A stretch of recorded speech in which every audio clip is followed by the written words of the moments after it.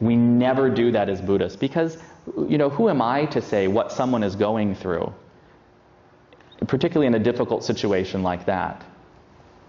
So I would say our response to this should be compassion. Our response to everything should be compassion. And if we feel anger and hatred arising in our minds, and frankly we see a lot of this, the anti-abortion movement, even sometimes on the other side, the people who are supporting reproductive rights or abortion rights, there's lots of anger and hate going back and forth. We need to not indulge that. But there is no easy answer to this. There's no easy answer. So I think the individual who finds themselves in that situation, or the two people, if the man is involved, they need to decide for themselves what is the most compassionate thing to do. Yes, very good question. Thank you. Yes? What about euthanasia? What about euthanasia? That's another one that is debated a lot, even in Buddhist circles. Abortion is debated, so is euthanasia. I don't know, actually. And again, there's no central Buddhist authority saying do this or do that. I honestly don't know. And I think in that situation we need to, again, try to apply compassion. So, if my parents are ever on life support, then I really have to ask, do I want the life support to continue for them or for me? What is the most compassionate thing for my mom or my dad? That's the question that I would be asking in that situation. If they're in pain maybe and there's no meaningful chance of recovery, I would say the most compassionate thing that I think I would do for my parents is to turn off that switch. I know for myself, if I'm ever in that situation, I want that switch turned off. Because if I can't do anything more in this life, if I'm brain dead or something and I can't do anything more in this life, it's time to go. So I think, again, the question there is, what is the most compassionate thing for that person about whom we're considering, whether or not to turn off their life support or not? So in short then, it's what is the most compassionate for the other individual, rather than, like you said, how I feel myself, like you're using the example of your parents, rather than what your family or your brothers or sibling wanted. For the family. Right. Well, it's difficult if other family members are involved. It can be very difficult. But if it was just up to me, the question I would be asking myself is, well, what would my parents want? What's the most compassionate thing for them? What will cause them the least suffering? That's the question I think that we need to ask. But there's no easy answer to that either.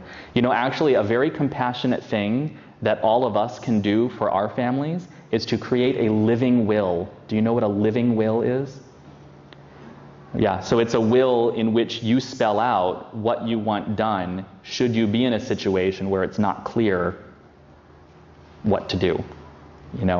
If you're on a ventilator in the hospital, what do you want done? And then that answers a lot of questions for the doctors and nurses and for your family members. And spell out very clearly, put it in writing, what you want done. Yes, I want a feeding tube. No, I don't want a feeding tube. And, when I'm dead, I want to be cremated or I want to be buried. All of these things. Put this in writing and make sure your family members know about it. If you have to go to the hospital, make sure the hospital knows about it. This is a compassionate thing that we can do for our families and the medical staff. Good questions, difficult questions. There are other questions? Yes. During the period, the time that Buddha was meditating before he became enlightened, what did he think? What he was thinking? I wish I knew.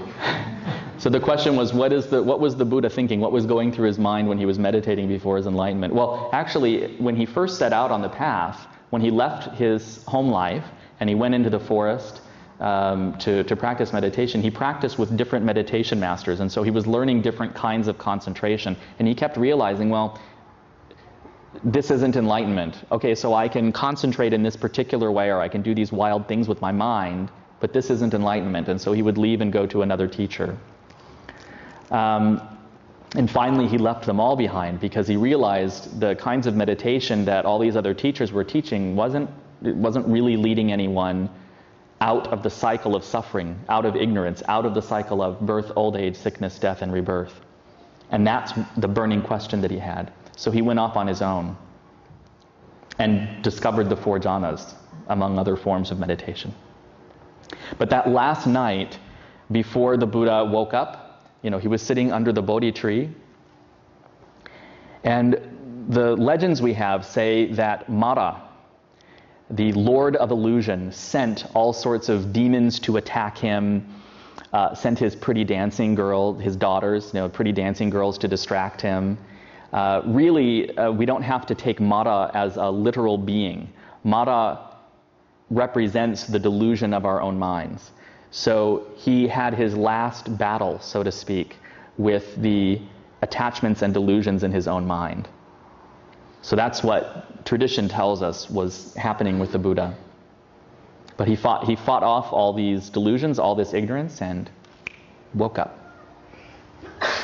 Yeah. Yes? How many Buddhas are there? I don't know that either. 2 difficult questions today. I think there are some later ideas that arise in the Buddhist tradition that say that there were a certain number of Buddhas before Shakyamuni Buddha. Shakyamuni Buddha is the historical Buddha for our time. I think 7. There were 7 previous Buddhas, but different Buddhist traditions recognize all different kinds of Buddhas. There's really no way for us to know for sure. Well, this is interesting. Kwanteam Avalokiteshvara, was originally male. The original form of Kwanteam is male. But when Buddhism went to East Asia, this idea of the bodhisattva of compassion became mixed with a Chinese folk goddess of mercy. But it's also said that Avalokiteshvara can appear in various forms, 30 some odd forms, and among them, at least 2 or 3 of them I think are female, but there are also animals and things like that too. So the most popular form of Kwanam Botat is in East Asian Buddhism, is this female form. And then in the Tibetan tradition there are some other female bodhisattvas like Tara. The Sanskrit word for her is Tara. She's a wisdom bodhisattva. Of course, all the enlightened beings, all the bodhisattvas have both compassion and wisdom. And there are actually 21 forms of Tara, each with their own color and their own purpose and attributes. But I'm going to be blunt. I think this is a failure in the Buddhist tradition, that we don't really recognize fully enlightened female Buddhas. Yeah. I think I'll say this flat out, and there are more conservative monks who might not like this, but if we look at some of the earliest texts in the Buddhist tradition, there's something called the Therigatha. The Therigatha is stories of the elder nuns, and these are stories of nuns from the time of the Buddha. And I haven't studied this in detail, and I'm trying to remember now. I think there's a story of a woman who was brought to the Buddha who was psychologically in such pain that she couldn't function. She was like sort of curled up like a ball.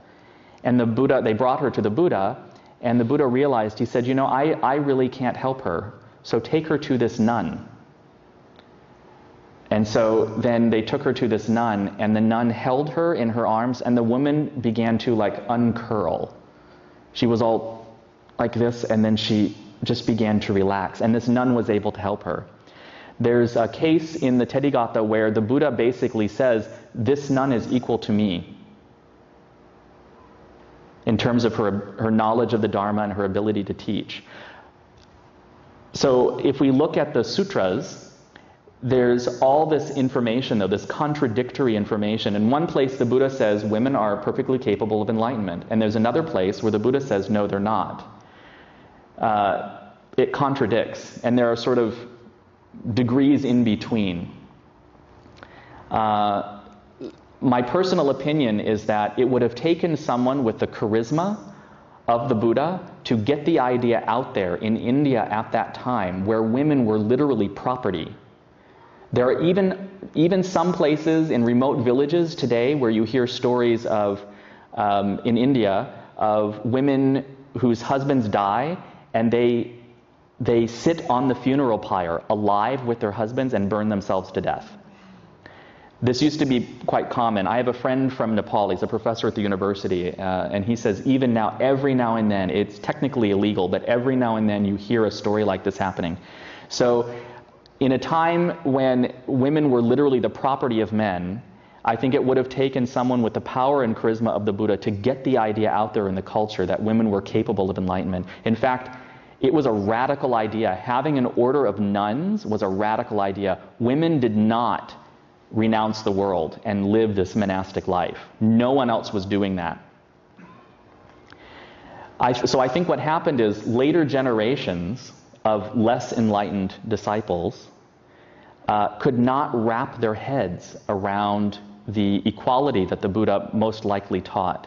And so a lot of the misogyny, this discrimination against women that we see in the written tradition and we see practiced in Buddhism around the world is the failure of unenlightened people. I don't think it's the Buddha's teaching. My personal opinion is that if you're human and you've got the drive for enlightenment and you've got enough intelligence, you have the mental ability to reflect upon your actions and thoughts and things, you have the ability to wake up. So, and that's not just my opinion because I'm a liberal American. I am kind of a liberal American, but that's not, it's based in looking at the Buddhist tradition, looking at the sutras and seeing all these contradictions and then thinking logically about it. And logically, I think the Buddha taught equality. In terms of our ability to become enlightened, I genuinely believe that the Buddha taught equality. Even old century view. Yeah. Old century view too. Yeah, well, we're definitely all equal in the sense that we all have the Buddha nature. And that as long as we're ignorant, we're all suffering. But as human beings, we can become enlightened. We can get out, we can overcome that ignorance and get out of this cycle of suffering. And I don't think it matters whether you're male or female. Yes. Okay, let me double check the time here. Oh, it's almost 4 o'clock. Okay. So thank you for your questions. Oh, and I wanted to announce, I will be gone the 14th through the 16th of October. It's a Friday through Sunday. So we're actually going to cancel the program that day. I'll actually be back in the afternoon, but frankly, I think my brain will be oatmeal by that time. I don't think I'm going to be able to be awake. And then I have schoolwork to do. So the weekend, so October 16th, I think it is, there will be no meeting that day. So we'll bump the program back 1 week. So instead of ending on November 6th, we'll end on November 13th, I think it is, the following Sunday. And I'll fix the sign and I'll make sure to announce it again later. Okay, thank you.